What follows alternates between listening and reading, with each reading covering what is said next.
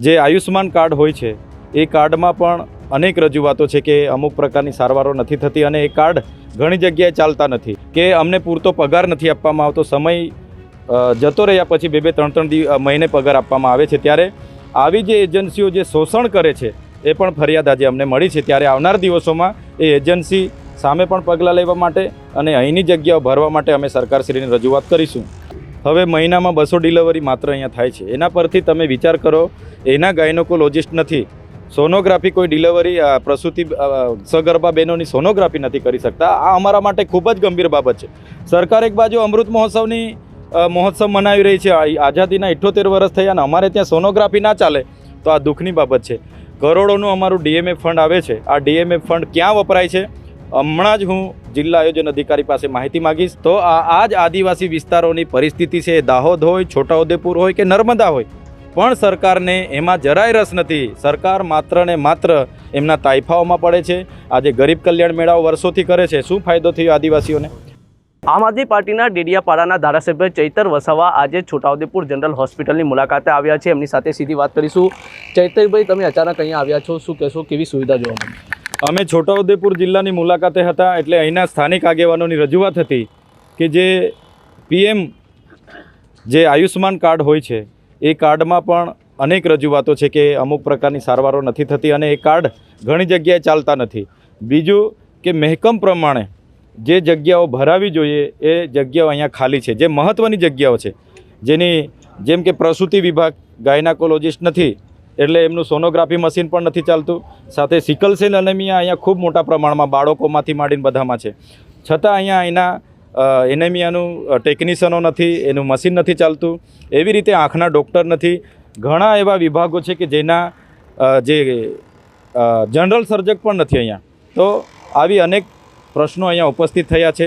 સાથે સાથે છોટાઉદેપુર જિલ્લાના આગેવાનોની રજૂઆત છે, જે નવું બિલ્ડિંગ સામે બની રહ્યું છે એ ખાનગી સરકારી સાહસને આપવાની વાત છે। જે રીતના દાહોદમાં સિવિલ હોસ્પિટલ ઝાયડને આપી દીધું, એવી રીતના પણ કોઈ ખાનગી આપવાની વાત છે। ત્યારે અમે આજે મુલાકાત લીધી છે, અનેક લોકોને મળ્યા, એમની પરિસ્થિતિ જોઈ છે, તમામ રજિસ્ટરો પણ અમે ચેક કર્યા છે। એટલે જે પણ મહેકમ ખાલી છે એ તાત્કાલિક ધોરણે સરકાર અહીંયા ભરે એવી અમારી માંગ છે।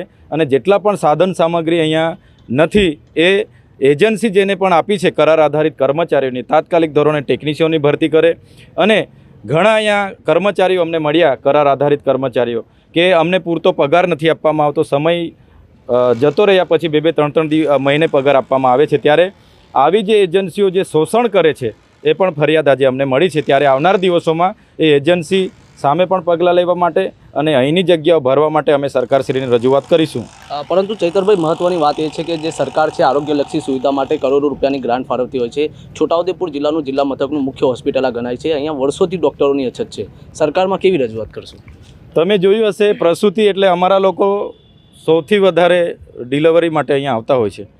હવે મહિનામાં 200 ડિલિવરી માત્ર અહીંયા થાય છે, એના પરથી તમે વિચાર કરો, એના ગાયનોકોલોજિસ્ટ નથી, સોનોગ્રાફી કોઈ ડિલિવરી પ્રસૂતિ સગર્ભા બહેનોની સોનોગ્રાફી નથી કરી શકતા। આ અમારા માટે ખૂબ જ ગંભીર બાબત છે। સરકાર એક બાજુ અમૃત મહોત્સવ મનાવી રહી છે, આઝાદીના 78 વર્ષ થયા અને અમારે ત્યાં સોનોગ્રાફી ના ચાલે તો આ દુઃખની બાબત છે। કરોડોનું અમારું ડીએમએફ ફંડ આવે છે, આ ડીએમએફ ફંડ ક્યાં વપરાય છે હમણાં જ હું જિલ્લા આયોજન અધિકારી પાસે માહિતી માગીશ। જે પણ સાધનો અહીંયા ખૂટે છે એ ડીએમએફ ફંડમાંથી અહીંયા પૂરા પાડવામાં આવે એવી અમારી માગણી રહેશે। બીજો સવાલ એ છે કે આજે જે ગઈકાલે જે હાઈકોર્ટે છે જે તુરખેરામાં જે મહિલાનું મૃત્યુ થયું હતું, હાઈકોર્ટે જે અધિકારીઓ છે તેમને તેરો લગાવ્યું છે અને તેઓને કહ્યું છે કે એની જે માહિતી છે તે તાત્કાલિક આપવામાં આવે। રાજ્ય સરકાર મૌન સેવી રહી છે। હાઈકોર્ટે આ બાબતે નોંધ લીધી છે કે રસ્તાના અભાવે મહિલાનું ડિલિવરી વખતે મોત નીપજ્યું હતું, શું કહેશો આદિવાસી નેતા? બિલકુલ સાચી વાત છે। અમૃત મહોત્સવ સરકાર મનાવતી હોય, મનાવે, કરોડો રૂપિયા વાપરે, અમને કોઈ વાંધો નથી, પણ આઝાદીના 78 વર્ષ બાદ પણ જે વરવી વાસ્તવિકતા છે, અમારા વિસ્તારમાં શાળાઓમાં માસ્તરો નથી, શાળાના ઓરડાઓ નથી અને રોડ રસ્તા નથી।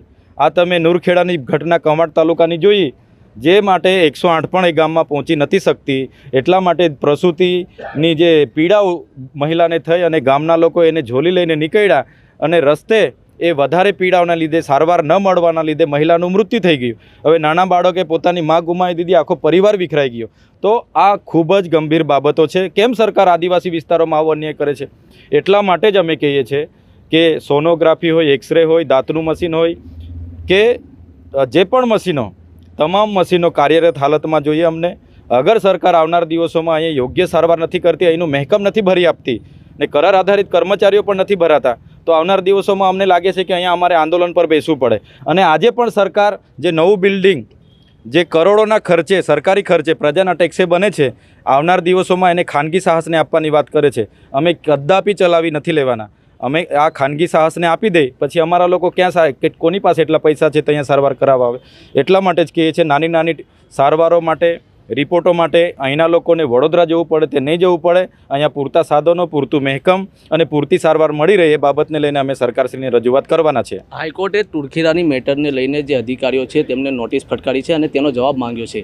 તો મારે એટલું તમારી પાસેથી જાણવું છે કે રાજ્ય સરકાર મૌન સેવી રહી હતી, હાઈકોર્ટે આની નોંધ લીધી છે, શું કહેશો? બિલકુલ, હાઈકોર્ટે સુઓ મોટા કેસમાં એમને નોટિસ ફટકારી છે અને ખુલાસો માગ્યો છે. હકીકત તમને કીધું એ છે કે સરકાર અમૃત મહોત્સવ મનાવે છે, જોહો જલાલી કરે છે, પણ આદિવાસી વિસ્તારોમાં આજે પણ રોડ રસ્તા નથી. આજે આ નુરખેડા કવાંટ તાલુકાનું ગામ છે. મહિલાને પ્રસૂતિની પીડા ઉદ્ભવી, મહિલાઓને તાબડતોડ 108 ન પહોંચવાના કારણે, કેમ કે રસ્તા નથી, 108 કઈ રીતના પહોંચે? ગામના લોકો ખભે લઈને નીકળ્યા અને ખોબે લઈને ચાલતા ચાલતા દૂરથી આવતા રસ્તે મહિલાનું મરણ થઈ ગયું. તો આ જ આદિવાસી વિસ્તારોની પરિસ્થિતિ છે. દાહોદ હોય, છોટાઉદેપુર હોય કે નર્મદા હોય, પણ સરકારને એમાં જરાય રસ નથી. સરકાર માત્ર ને માત્ર એમના તાઇફાઓમાં પડે છે. આજે ગરીબ કલ્યાણ મેળાઓ વર્ષોથી કરે છે, શું ફાયદો થયો આદિવાસીઓને? જે શિક્ષકો મૂકવાના છે તે સરકાર મૂકતી નથી. અહીંયા પાણીની સિંચાઈની જરૂરિયાત છે, આરોગ્યમાં અહીંયા ડૉક્ટરો નથી, અહીંયા સાધનો નથી, કેમ સરકાર કરતી નથી? એટલા માટે આવનાર દિવસોમાં ગાંધી ચિંધ્યા માર્ગે અમારે ઉતરવું પડશે. તમે સરકાર સામે ઉતરીશું. અમે પણ નુરખેડા ગામમાં હમણાં મુલાકાત લેવાના છે રવિવારે, અને સરકાર પર તાત્કાલિક ધોરણે એ રસ્તો બને, પાયાની સુવિધાઓ એ લોકોને મળે, એ અમારી માંગ રહેવાની છે. રવિવારે અમે ત્યાં મુલાકાત લેવાના છે. તો આ હતા ડેડિયાપાડાના ધારાસભ્ય ચૈતર વસાવા, જેઓ આજે અચાનક અહીંયા જનરલ હોસ્પિટલની મુલાકાતે આવ્યા છે અને સરકાર ઉપર તેઓએ પ્રહારો કર્યા છે કે આદિવાસી વિસ્તારની અંદર સરકાર જે આરોગ્યલક્ષી જે કરોડો રૂપિયાની ગ્રાન્ટો ફાળવે છે, પરંતુ જે ડૉક્ટરોની અછતને લઈને જે આદિવાસી વિસ્તારના લોકોને જે મુશ્કેલી પડી રહી છે, જેને લઈને તેઓએ આગામી દિવસોમાં ગાંધી ચિંધ્યા માર્ગે આંદોલન કરવાની પણ ચીમકી ઉચ્ચારી છે. Rihan Patel, Vibes of India Gujarati news, Chhota Udepur.